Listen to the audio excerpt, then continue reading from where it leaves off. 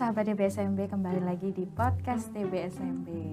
Ada Mary Karismawati SSMSI. Apa kabar Mbak Ovi? Genki desu ka? Bisa nggak ya?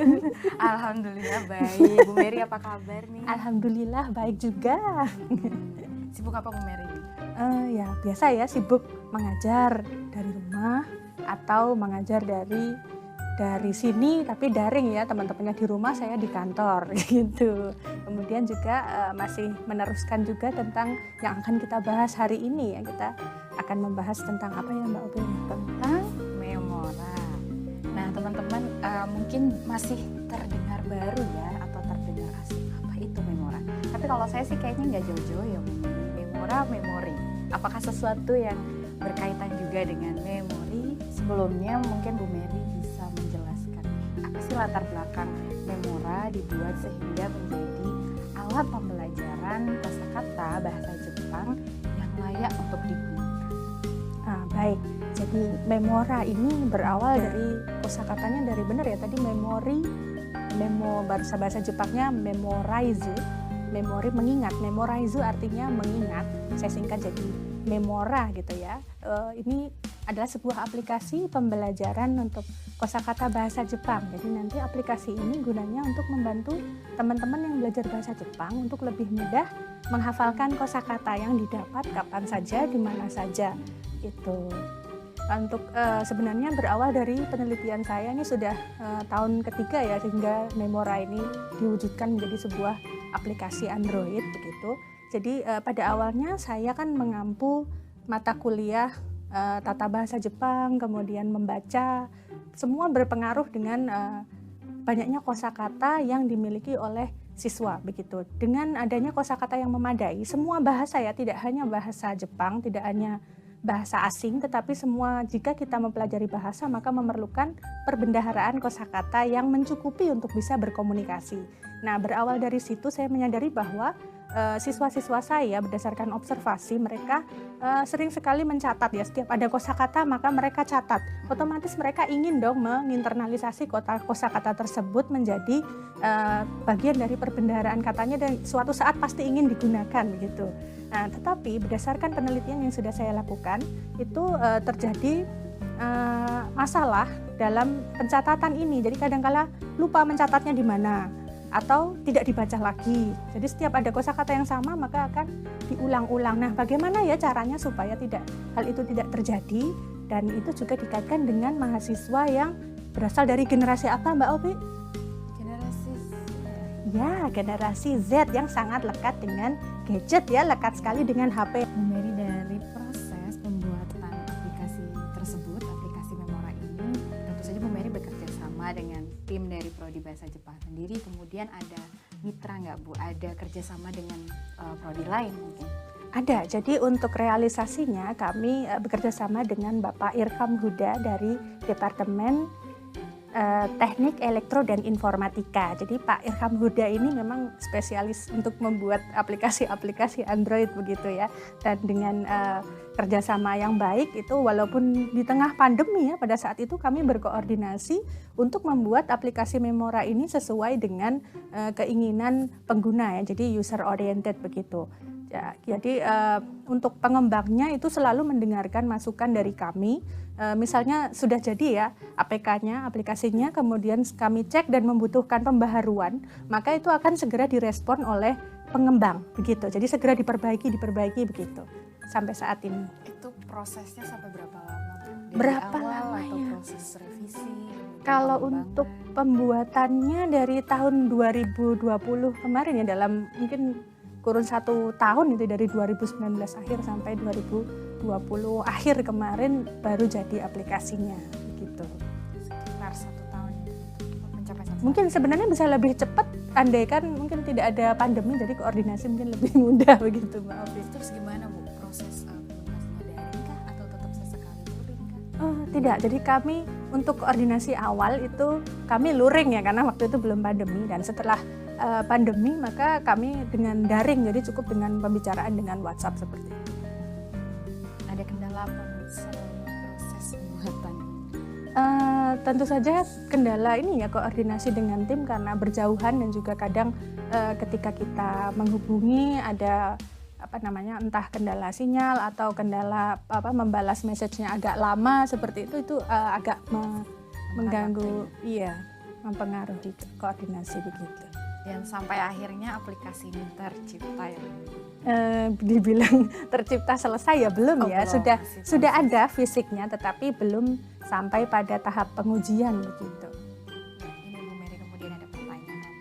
Bagaimana sistematika kemudian dan penggunaan aplikasi Memora ini? Kemudian apa sih bedanya dengan aplikasi yang sudah ada? Memora ini ya, Memorize tadi itu merupakan aplikasi yang bisa kita akses kapan saja, di mana saja dengan HP kita gitu ya, dengan sistemnya Android.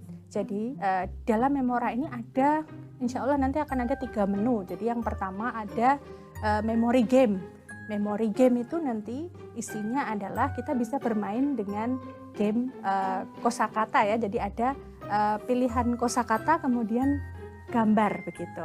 Kita bisa memilih gambar apa, kemudian kosakatanya apa, mencocokkan gambar seperti itulah. Dan kosakatanya ini tidak terbatas ya, kosakatanya ini tergantung pada seberapa banyak kita masukkan kosakata ke dalam aplikasi tersebut. Jadi kita bisa menyesuaikan apa sih yang ingin kita pelajari, kosakata apa, baru kita masukkan ke dalam aplikasi begitu. Kemudian ada menu kedua adalah word list ya. Jadi ada word game, kemudian ada word list. Yang ketiga manage gitu ya. Jadi yang word list itu nanti isinya adalah list dari kosakata yang sudah kita masukkan. Jadi ada sistemnya nanti kita memasukkan foto yang berasal dari galeri kita atau dari langsung ambil foto ya. Jadi gambarnya itu sudah otomatis resize begitu. Untuk uji cobanya pada awalnya gambarnya sering terlalu besar ya, karena kan ponsel kita sekarang itu sudah teknologinya Masya Allah ya, tinggi-tinggi gitu, jadi gambarnya akan gede-gede bagus-bagus. Nah dengan Memora ini sudah otomatis resize, jadi disesuaikan terlihat jelas begitu ya di tampilan. Kemudian kalau sudah kita masukkan ke dalam word list, itu nanti kita bisa mainkan ya, misalnya kita tambahkan satu kategori, misalnya kemarin saya membuat benda-benda yang ada di kafe gitu ya, jadi kisah Teni Arumono. Nah itu saya masukkan apa saja yang ada di sekitar kita, jadi tidak perlu repot-repot mencatat ya, tinggal ketik saja, install saja dulu aplikasi untuk supaya bisa ngetik bahasa Jepang gitu ya di ponsel. Itu kemudian kita foto deh, misalnya ada kaktus, bahasa Jepangnya kaktus apa? Saboteng gitu ya, kita ketiklah saboteng, ada gambarnya. Terus apalagi kopi, bahasa Jepangnya apa? Kohi, nulisnya bagaimana? Kohi gitu ya. Itu kemudian nanti kalau sudah kosakata terkumpul, itu kita bisa memainkannya di word game tadi. Itu kita sudah akan lihat ada menu di word game itu kosakatanya kategorinya adalah barang yang ada di kafe. Gitu. Kita bisa mainkan itu ya untuk mengetes memori kita. Begitu. Dan untuk bedanya dengan aplikasi yang lain itu adalah Memora ini tidak memerlukan koneksi internet ya. Jadi kemarin saya juga melakukan percobaannya dengan flight mode gitu ya. Flight mode ternyata ya bisa lancar-lancar saja gitu, karena memang tidak memerlukan koneksi internet gitu. Dan kemudian sudah memiliki isian duluan ya, ada defaultnya itu isinya adalah kosakata kerja bahasa Jepang. Jadi ini juga berawal dari observasi saya, mengingat siswa pembelajar bahasa Jepang itu biasanya kesulitan menghafalkan kosakata kerja gitu. Kalau hanya kosakata tulisan, misalnya membaca yomimasu, ya tidak dengan ilustrasi atau mungkin yang memudahkan siswa dalam menghafalnya gitu ya. Biasanya yang memudahkan itu adalah dengan gambar, metode visual. Karena itu dengan Memora kita bisa belajar kosakata tersebut dengan adanya gambar tersebut. Jadi kami sudah menyiapkan ada gambar misalnya membaca gitu ya, yomimasu, apalagi minum, nomimasu gitu ya, sudah ada gambarnya sendiri. Jadi cocok untuk belajar bahasa Jepang dengan baik dan menyenangkan begitu. Kalau saya lihat lagi tadi atau saya dengar dari Bu Mary tadi, ini berarti sudah banyak sekali ya Bu kosakata yang diinput ke dalam aplikasi ini. Kalau dari ya aplikasi bawaannya itu yang sudah ada adalah kosakata kerja bahasa Jepang golongan 1, 2, dan 3. Itu sudah ada contoh-contohnya. Jadi dalam word game-nya itu nanti bisa mengacak sendiri ya kosakata yang sudah ada di dalam sana. Jadi ketika kita memainkan 1 kali permainan dalam layar itu kira-kira ada sekitar 9 pasang kata gitu ya. Jadi di situ kalau sudah selesai kita akan mulai lagi, maka yang keluar nanti berbeda sesuai dengan yang sudah ada di dalam permainan begitu. Ini kemudian tadi juga sudah dijelaskan bisa offline. Itu bagaimana kalau misalkan kita orang awam nih, saya terutama, saya belum pernah belajar bahasa Jepang. Terus kemudian dengan aplikasi ini, apakah ada outputnya berupa pronunciation atau suara, Bu? Jadi saya bisa mendengarkan pengucapannya dengan benar. Nah, ini juga masih menjadi bahan kajian kami ya. Jadi untuk aplikasi ini belum ada untuk fitur suara, itu belum ada. Masih kami cari caranya supaya bisa langsung connect dengan pelafalan bahasa Jepang yang tepat gitu. Jadi misalnya menyebutkan kata kohi gitu seperti apa ejaannya, seperti apa pelafalannya itu harus sesuai dengan ejaan orang Jepang asli begitu. Itu sedang kami pikirkan bagaimana caranya. Begitu. Tapi sudah dipikirkan ya Bu, ini satu proses yang kemudian nanti bisa mendukung Memora ini ya Bu ya. Betul. Jadi sebenarnya sudah dilakukan ini ya focus group interview gitu dengan siswa. Jadi mereka juga menginginkan adanya fitur suara. Bagaimana untuk pelafalannya Sensei seperti itu. Jadi akan kami perbaiki setelah ini. Seberapa efektifkah Memora bagi peningkatan pembelajar kosakata bahasa Jepang, baik bagi mahasiswa bahasa Jepang dan non bahasa Jepang di UGM? Karena nantinya ini tidak hanya digunakan selingkup UGM saja ya Bu ya, umum juga. Nah, insya Allah semoga bisa digunakan untuk umum ya. Doakan supaya lancar kemudian bisa unggah di Play Store begitu. Jadi untuk efektivitasnya sendiri sebenarnya belum dapat dilihat secara jelasnya konkretnya itu karena baru akan kami teskan setelah nanti aplikasinya sudah sempurna begitu. Jadi kami akan mengadakan testing ya untuk aplikasi ini ke sejumlah siswa begitu. Tadi untuk kemarin baru percobaan ke beberapa siswa saja, belum terlalu banyak. Jadi untuk efektivitasnya masih kurang terukur. Tapi berdasarkan focus group interview ini kami dapatkan respon bahwa mahasiswa senang sekali dengan aplikasi ini karena kita dapat menjangkaunya kapan saja ya, bangun tidur pun langsung dibuka bisa katanya. Kemudian ini akan sangat berguna ketika misalnya ada teman Jepang gitu ya. Dulu kami kalau jalan-jalan dengan orang Jepang begitu, sering teman Jepang itu mengucapkan sepatah kata, terus kita bingung mau nyatet di mana, catat di HP pun akhirnya lupa seperti itu. Tapi dengan Memora bisalah langsung gitu ya, misalnya orang Jepang menunjukkan bunga gitu ya, bunga bahasa Jepangnya apa? Hana. Nah, langsung aja tuh foto cepret gitu ya, hana, ketiklah hana, begitu. Oh, membantu sekali ya teman-teman. Semoga. Semoga. Amin. Pertanyaan selanjutnya Bu Mary. Bagaimana proses terus menjaga kualitas Memora ini?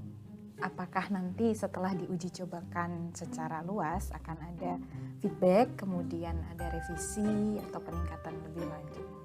Betul, jadi untuk Memora ini nanti akan melalui black box testing gitu ya. Jadi dengan respon dari responden itu nanti kita akan mengadakan perbaikan-perbaikan ya. Jadi untuk testing ini sangat diperlukan untuk melihat seberapa lancarnya sebuah aplikasi tersebut gitu ya. Misalnya masih ada misalnya macet-macet seperti itu juga akan mempengaruhi kualitas. Sempat diulas Bu bahwa pengguna dari aplikasi Memora ini tidak hanya selingkup mahasiswa di UGM, dia juga akan digunakan oleh jangkauan cakupan yang lebih luas ya. Di sini maksudnya adalah pengguna dari luar UGM, masyarakat luas. Nah itu ada batasan usia nggak sih Bu nantinya? Atau nanti di Memora sendiri akan memfasilitasi dari berbagai usia gitu? Jadi tidak ada ya batasan usia. Misalnya anak-anak pun ketika ingin belajar bahasa Jepang itu kita bisa saja langsung masukkan kosakata yang ingin dipelajari begitu. Jadi benar-benar sesuai dengan untuk belajar kan kita ingin belajar apa sih itu juga harus diperhatikan ya. Tidak hanya nih belajar kita setorin ini hafalkan seperti itu tidak. Tapi dari diri masing-masing pembelajar itu sebenarnya ada ya niatan saya itu ingin belajar apa. Seperti itu. Misalnya saya berikan contoh ya. Jadi untuk strategi belajar ya. Strategi itu kan cara-cara untuk kita mengatasi masalah yang muncul ya dalam pembelajaran, dan juga strategi itu adalah sesuatu yang dianggap oleh seorang pembelajar itu nyaman dan paling efektif untuk dia lakukan pembelajaran sehingga menghasilkan informasi atau pengetahuan bagi dirinya sendiri, seperti itu. Jadi dalam pembelajaran bahasa Jepang ini kita juga kalau bisa itu sesuaikan dengan minat kita gitu ya. Belajar kita cari tahu dulu minat kita kepada bahasa Jepang itu didasari motivasinya dulu apa, seperti itu. Kalau saya pribadi saya menyukai anime dan dorama. Dan mana kita tahu ya anime dan dorama itu semuanya biasanya ada kekhususannya. Jadi misalnya ada temanya, misalnya anime Samurai X misalnya, itu kan menceritakan sejarah Jepang ya. Kemudian ada juga tentang kisah-kisah tentang samurai, kemudian istilah-istilah tentang jurus-jurus pedang seperti itu. Nah, atau istilah nama pedang, bajunya atau apanya gitu ya. Atau kemudian yang lainnya dorama misalnya The Good Doctor itu ya, itu tentang dokter ya, dokter anak. Nah, ada istilah banyak sekali di situ ya. Istilah-istilah ya, saya juga memanfaatkan Memora kemarinnya untuk saya nonton The Good Doctor, kemudian saya manfaatkan untuk istilah-istilah yang muncul di sana gitu ya. Pediatrician itu apa, seperti itu. Misalnya kosakatanya apa, saya masukkan. Jadi sambil nonton saya foto gitu ya. Gitu. Jadi langsung deh dapat informasinya gitu. Misalnya nonton anime gitu juga ya. Ada istilah apa, kemudian kosakata apa, itu yang saya pikir itu menarik. Saya pengen pakai, saya pengen tahu, saya pelajari, saya segera masukkan. Kalau teman-teman berkesempatan jalan-jalan tuh ke Jepang gitu ya, atau punya teman Jepang nemeni jalan-jalan, nah itu kita bisa tuh banyak sekali kosakata yang akan keluar gitu dari teman-teman Jepang ini gitu. Jadi bisa direkam, tinggal cukup dijepret ya langsung. Betul. Jadi tidak perlu nyari-nyari pulpen gitu loh. Terus lupa nyatetnya di mana. Kalau HP nggak mungkin lupa dong HP-nya di mana. Ini langsung masukin ke gadget kita. Betul. Supaya bisa tersimpan dan nanti bisa digunakan kembali. Betul. Nah, kemudian harapan Bu Mary terkait Memora ini selanjutnya apa? Berawal dari seorang pembelajar bahasa Jepang itu kan harus menguasai kosakata yang memadai ya untuk bisa lulus yang namanya the Japanese Proficiency Test ya, Japanese Language Proficiency Test atau JLPT. Nah, itu kan memerlukan penguasaan kosakata yang mencukupi di setiap levelnya. Jadi di level 5 itu paling tidak kita hafal sekitar berapa ratus kata ya. 100 kanji tapi kosakatanya sekitar 800 begitu. Untuk maksimalnya sekitar N1 itu ada berapa kata ya? Pasti banyak tuh, level tertinggi gitu ya, 10.000 kata. Nah, itu berawal dari sana juga. Jadi sudah berapa banyak sih kata yang kita kuasai gitu. Saya harap dengan Memora itu bisa meningkatkan hal tersebut. Jadi kita bisa buat kategori sendiri gitu ya. Misalnya kategori tadi kata kerja atau kemudian istilah-istilah kekhususan gitu ya. Kalau kita belajar JLPT itu kan ada nanti dalam soalnya itu ada topik-topik yang seperti itu, keilmuan gitu ya. Misalnya ada kosakata biologi, kosakata sejarah, kosakata sastra, seperti itu. Bagus sekali untuk kita memperkaya kosakata. Memang sudah punya background dari bahasa Jepang maupun kita yang sedang ingin belajar bahasa Jepang nih. Nah, ini teman-teman, menarik sekali informasi terkait aplikasi Memora ini, dan harapan kita semoga segera bisa diluncurkan ya Bu, dan bisa digunakan secara luas. Amin, doakan bisa segera muncul di Play Store-nya teman-teman ya, jadi bisa diunduh lalu bisa main. Terima kasih Bu Mary atas penjelasannya. Sama-sama Mbak Ovi. Sangat lengkap. Semoga lancar Bu untuk pengembangan dan segera peluncurannya. Amin. Dan teman-teman, demikian topik podcast yang kali ini. Nantikan rilis podcast di BSMB yang akan datang. Bye.